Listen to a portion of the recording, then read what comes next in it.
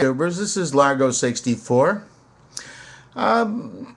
Every so often somebody remarks that Satan is a liar.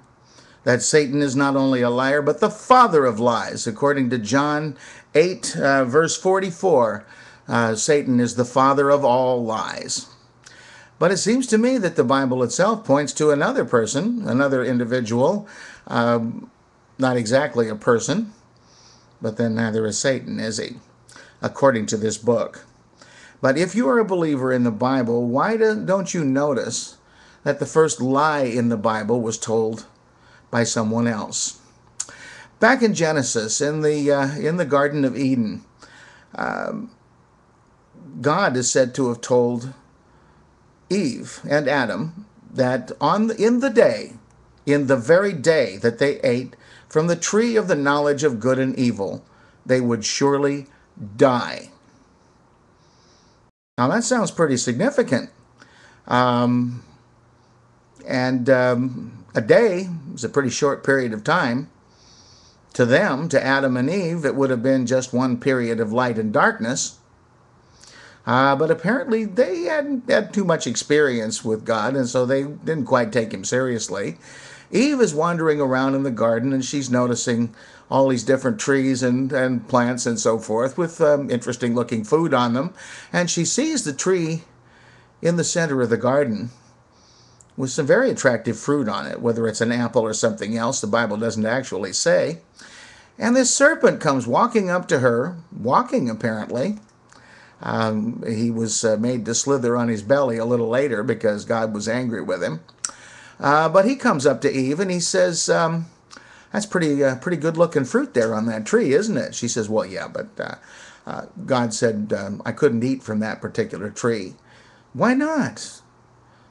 Well, because he said that if I ate from that tree, in the very day that I did that, I would die. And the serpent said, you will not surely die. Because God just told you that to keep you from eating that fruit. He doesn't want you to eat it because he knows that if you do, you'll be a lot more like him. You'll be smart. You'll know things that you don't know now. He was playing up to the human being's innate need to know, desire to know, the longing to know as much as possible. And Satan says, you do that, you eat from that fruit, you'll be like him. You won't be just a plain, ordinary person like you are right now. So go ahead and eat from it, and you won't die. So she took Satan at his word, and she ate from the fruit. And guess what? She didn't drop dead. In fact, she took some of it to Adam, and she said, hey, this stuff's pretty good. It tastes great. Best flavor I ever had. And not only that, it's going to make me smart, and it'll make you smart too. You want to be more like that God fellow that you've been talking to in the garden? Just eat a little of this. You're going to like this. And as for dying, well, this serpent guy over here says that's not going to happen. So Adam took a bite too, and their eyes were opened, and they suddenly realized they were naked. Adam said, hey, babe, nice rack. Something like that, probably, because, they now were knowledgeable and wicked and all that other good human stuff. And guess what? They didn't die. They didn't die that day. They didn't die the next day. They didn't die the next year. Oh, they got kicked out of the garden. God was really pissed off because they ate some of that fruit. And they not only were kicked out of the garden, but they were angels standing at the entrance to the garden, wherever that was, with swords to keep them out. But they didn't die.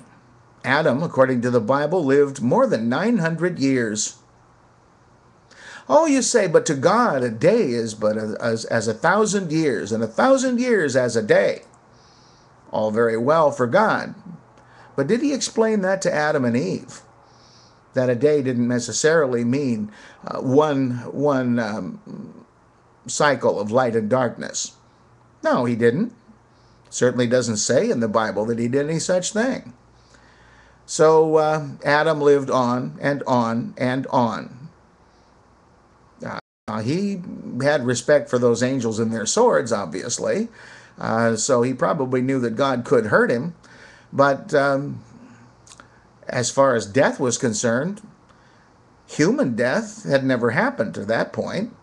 He'd never seen a sample of it. And so even if he did believe it was going to happen, what did that mean to him? He'd never known what death was supposed to be. Never knew what it meant. At any rate, God told the first lie. And it was a lie. They didn't die. And he said they would. And he said so in the day. Go ahead, tell me it's a mistranslation. I expect that, because every time anything is pointed out in the Bible that disagrees with some creationists or some religionists or some other theists, they say, well, that's a mistranslation, or you took it out of context. Go right ahead, but the words mean what they say, or they mean nothing. If it's a mistranslation, God allowed it to happen, didn't he? Because this is supposed to be the word of his own words. It seems like he would have taken care that such things didn't get disseminated if they were incorrect. That said, the father of lies was the father of everything, including the devil that the rest of the book says is the father of lies.